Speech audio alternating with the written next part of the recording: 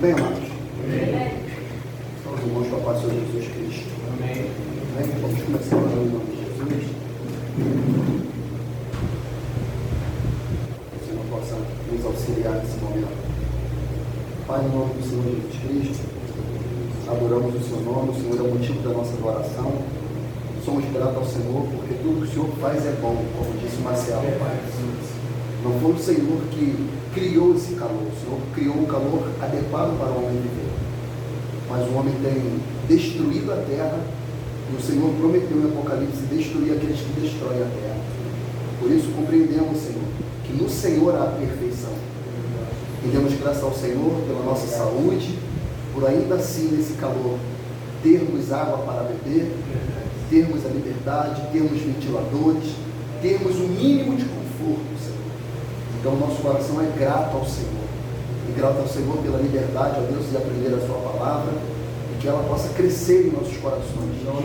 Esse é o motivo de nós estarmos aqui, Senhor, de crescer na graça e no conhecimento. Então, Deus amado, nos abençoe nesse momento, tome a direção, tome o curso, e seja adorado em nome de Jesus. Amém. Graças a Deus.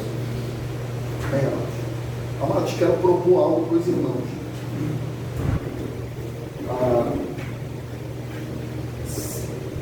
O que eu vou abordar nesse plano agora inicial, numa certa medida é curto. Eu vou abordar sobre plano de sermão. Então, como isso que nós vamos abordar é o complemento da aula passada, e é uma abordagem muito curta, ela ia ficar um pouco mais explanativa se nós tivéssemos um quadro aqui, para que eu pudesse explanar para os irmãos o plano de sermão. Mas, enfim, não deu para escrever tudo que era necessário no quadro. Eu vou tentar dizer para os irmãos, quem quiser escrever, para que você possa ter uma visão disso que eu vou estar falando, ficará melhor. E se nós conseguirmos terminar a abordagem sobre o plano de sermão num tempo muito hábil, eu ia abordar ainda hoje as classificações de sermão. Com isso nós ganharíamos o tempo na aula anterior. Porque o meu desejo ainda seria ver com os irmãos, principalmente aqueles que não têm o hábito de não estarem pregando, a oportunidade de pegar esses conceitos e tentar trazer uma pequena pregação de 20 minutos que fosse para todo mundo. É isso aí? Não é isso, doutor? Então, de repente, se nós conseguirmos ganhar esse tempo hoje, semana que vem seria mais para isso.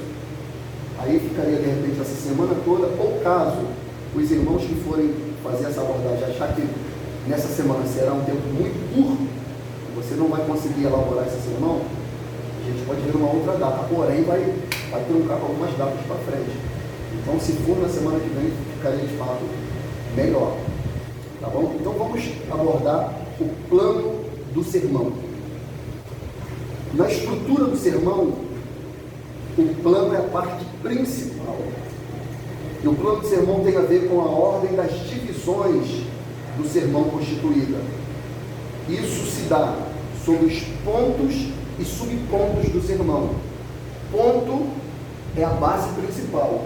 Os subpontos serão os fundamentos que você vai abordar naquela base principal. Ok? E designam-se por vários nomes o plano do sermão. Disposição, são nomes técnicos, argumentação, tratamento, movimento, corpo, discurso, esqueleto, divisões, que é um nome já um pouco mais comum, o mais conhecido de todos, esboço e o plano de sermão. Então, essas são as divisões, os nomes que se dá na estrutura, no plano, no esboço, no esqueleto, na argumentação, no tratamento, no movimento. Isso fica a critério do pregador utilizar. O mais utilizado pelos pregadores é o esboço. Uns falam esqueleto, outros falam plano, enfim, isso fica sempre a critério do pregador. E na última aula nós fizemos a abordagem sobre título, tema, introdução, lembra? Introdução, o desenvolvimento e agora nós vamos abordar a conclusão. A conclusão do sermão é o epílogo, ou seja, a parte final do discurso, é o desfecho, é o resumo, é o pregador recapitular a pregação, a mensagem. Então, a conclusão do sermão é a aplicação final e definitiva do sermão. Isso está na conclusão, porque nesta parte o pregador chega ao clímax da mensagem. É onde o pregador, de fato, ele entra ali na parte mais alta, na parte mais central, nevrálgica. Então, quando o pregador ele vai aproximando-se da conclusão, é onde o pregador, de fato, ele tem que enfatizar. E a conclusão, nós temos que ter o cuidado que ela não é um repetir a mensagem. Nós vamos abordar aqui várias formas de fazer a conclusão, ok? A conclusão é tão importante quanto a introdução. Lembra na introdução? Nós falamos que a introdução é a parte que você vai cativar as pessoas, travar a atenção, trazer elas para dentro da realidade, fazer com que elas enxerguem com a mente aquilo que você traduz em palavras, por meio da oratória, da retórica. Então, a conclusão é tão importante quanto a introdução. O êxito da mensagem depende de uma boa conclusão. É fundamental que o pregador saiba entrar e sair do sermão. Você já viu aquele pregador que ele entra no sermão, mas ele não sabe sair? Isso já aconteceu até comigo. O pregador ele entra no sermão, ele vai embora, ele vai, ele vem, ele volta, ele vai. Ele não termina o sermão nunca. Ele vai, por exemplo, eu assisti, vocês devem já ouvir, talvez o Fernando já, eu acredito. Uma pregação do Marcos Feliciano, que ele pregou nos Espiões, destronando Satanás. Quem já viu essa mensagem? Eu acho que é quase 3 horas de mensagem. Tem noção do que é isso? 3 horas de mensagem. Entrou no sermão e foi embora. Você achava que ele ia acabar, ele não saía do sermão. Então o pregador ele tem que ter a noção de entrar e sair do sermão e nisso aplicar a conclusão. Não cabe na conclusão discutir outros pensamentos. Ou seja, se eu estou entrando na conclusão, eu não devo fazer uma abordagem extra do sermão. A minha conclusão, ela deve, no seu propósito, reafirmar as verdades já ditas no sermão. Então a conclusão nós devemos entender que eu vou reafirmar aquilo que eu já falei, não repregando, mas reafirmando. É diferente. Então o propósito é reafirmar essas verdades expostas, determinar, indicar meios, isso é importante na conclusão. O que é indicar meios? É dar meios para os ouvintes tomarem a decisão. Então o sermão, na conclusão, ele serve para isso, indicar meios, determinar, oferecer oportunidade aos ouvintes. Oportunidade de quê? De decisão, de se colocar ali naquela realidade, dele ter uma reflexão e entender que é a minha oportunidade, é agora ou nunca. É o escape. Só um pouquinho. Vamos supor que, só para ter uma dúvida, vamos supor que o sermão está sendo aí sobre vício de bebida. E bebida alcoólica. Aí esse aplicar meios, é tipo assim, achar meios da pessoa estar na palavra ali, procurando se escapar desse vício. E sair, né? Escapar desse vício e sair. Uma forma de saída. Exatamente. É o que nós sempre falamos. Juízo e misericórdia. Entendeu?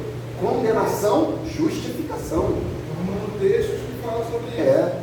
Eu vou falar sobre o pecado, as consequências do pecado, mas eu vou oferecer os meios para ele se livrar desse pecado, que é possível se livrar desse pecado. E no desenvolvimento do meu sermão, quando eu chego na conclusão, essa é a parte que eu devo fazer isso. A despeito que no decorrer do sermão, geralmente nós fazemos assim, os pregadores daqui em especial geralmente fazem isso, vão pregando e aplicando. Eu gosto muito dessa forma, pregando e aplicando, pregando e aplicando, e na conclusão você oferece, você reafirma todas as aplicações que você fez no seu sermão. Isso é a conclusão. O sermão ele deve ser concluído com habilidade, firmeza e simpatia. Ou seja, por mais que a mensagem seja dura, nós não podemos pegar, por exemplo, a forma com que Jonas concluiu o seu sermão. A pregação deve ser com habilidade, firmeza e simpatia. Mas eu não posso ser duro o suficiente a ponto de não oferecer um meio. Na pregação de Jonas ele ofereceu um meio? Ele não ofereceu um meio. Ele simplesmente pregou e falou: daqui a 40 dias, se eu não me engano, o Senhor vai destruir Nínive. E ele falou assim, ó, ele poderia falar: clamem a Deus para ver se porventura o Senhor se arrependa do mal que prometeram fazer. Ele não fala isso. A Bíblia diz que o rei ouve e ele conclama um jejum para ver se porventura Deus não destruísse. Ainda que a pregação dele fosse dura, mas ele não ofereceu meio naquela mensagem, né? Então o pregador ele deve oferecer meios com firmeza, mas simpatia, doçura, brandura, graça. Fala. Ali nessa pregação, no caso, ele só decretou o juízo. Só decretou o juízo, não apresentou misericórdia. Aí o Senhor, para ensinar ele, o que o Senhor faz? O Senhor faz uma abobreira nascer, aquela abobreira fornece para ele uma sombra num dia de calor, só que o mesmo Senhor que forneceu a abobreira, ele mata a mesma. Jonas fica bravo. Aí Deus fala para ele: você teve pena de uma abobreira que não foi você que criou, não foi você que fez ela crescer, e você não teve misericórdia daquele povo?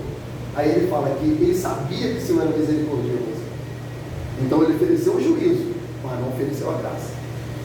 Então a conclusão, ela deve ter isso. Por mais dura e confrontadora que a mensagem possa ser, ela pode ser confrontadora, mas o pregador ele tem que ter a capacidade de oferecer os meios, a graça, a misericórdia e o favor do Senhor.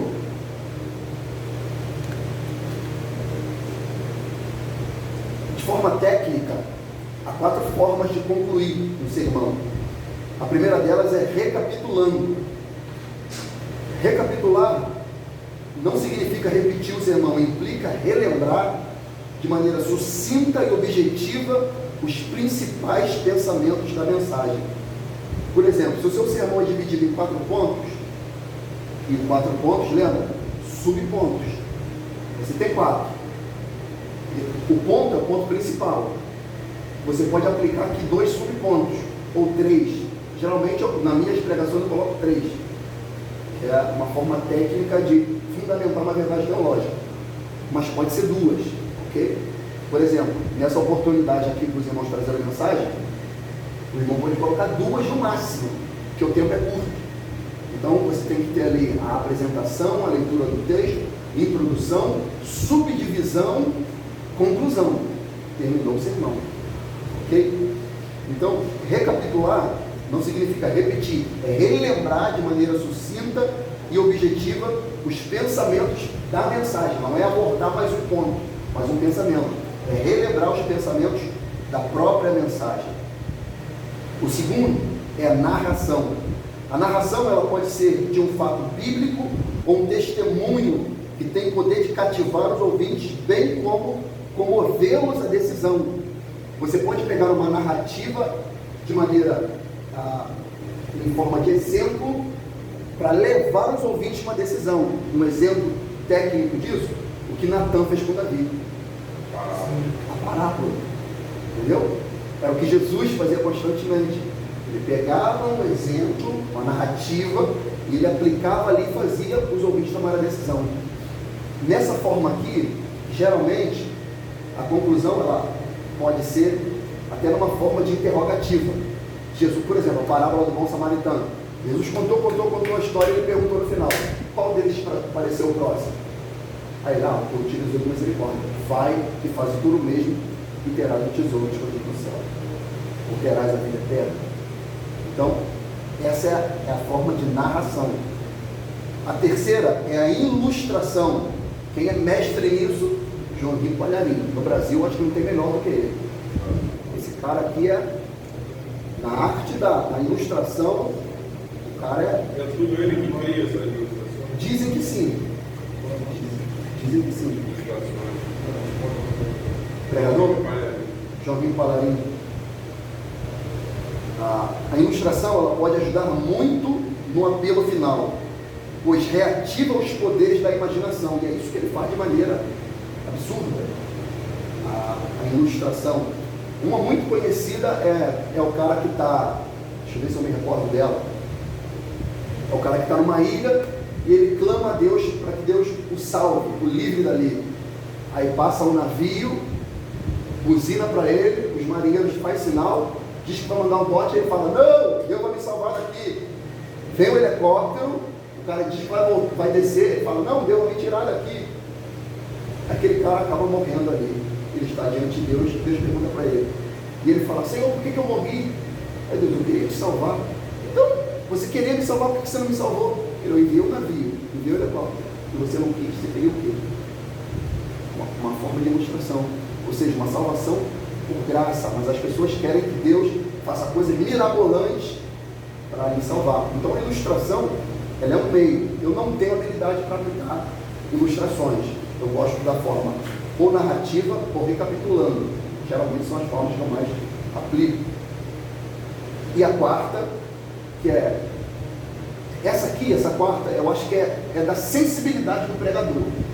É de observar o momento, o ambiente, as pessoas, que é a forma de convidar. O convite tem o objetivo de persuadir as pessoas a tomarem decisões naquele exato momento, a favor de si mesmas. O convite deve ser feito baixo a orientação do Espírito Santo. Então essa daqui, ela é muito da sensibilidade do pregador no momento, que ele sente que aquela mensagem ali faz-se necessário para ele fazer um convite. Ele conclama os seus ouvintes a tomarem uma decisão baixo a orientação do Espírito Santo. Algumas vezes. Foi chamado até a Sim. Se fosse fazer uma reafirmação. Sim. Não é uma forma tão comum, principalmente nossa aqui, mas é aquela sensibilidade, é o momento, é aquela coisa do ambiente do culto, da mensagem, de perceber e fazer. Essa parte do convite pode se aplicar naquele no culto de batismo, por exemplo? Por exemplo, geralmente. No finalzinho ali, Geralmente. vai fazendo aquele convite, aquela ministração ali no final ali, exatamente das pessoas que se batizaram. No culto de batismo, em culto no lar, dependendo do ambiente. Evangelismo. Evangelismo. Os assembleanos, eles sempre têm por fazer essa daqui, a conclusão. A maioria dos pregadores assembleanos, no final, a conclusão deles é fazendo o convite. Mas eu percebo que, geralmente, essa daí, ela veio do pregador, se eu não me engano, Charles Finney, pregador inglês, se eu não me engano. Foi ele que criou essa fundamentação doutrinária do apelo. O apelo que hoje é muito feito na Assembleia de Deus, né? O apelo, a conclusão final deles é fazer esse convite. Aí é onde que começou essa história do uma alma salva, 2 almas salvas. Eles contabilizaram, foi 50 almas para Jesus. Foi a partir dessa história aí, desse pregador. Então, amados, aqui eu teria, se eu não me engano, o Marcelo até escreveu para mim, um sermão esboçado aqui, um esqueleto, um plano, um esboço de um sermão aqui. Aí o tema, o título, consegue diferenciar? Lembram? O tema?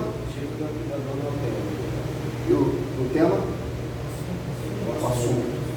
Só aí, título, nome. Tema, o assunto a ser abordado.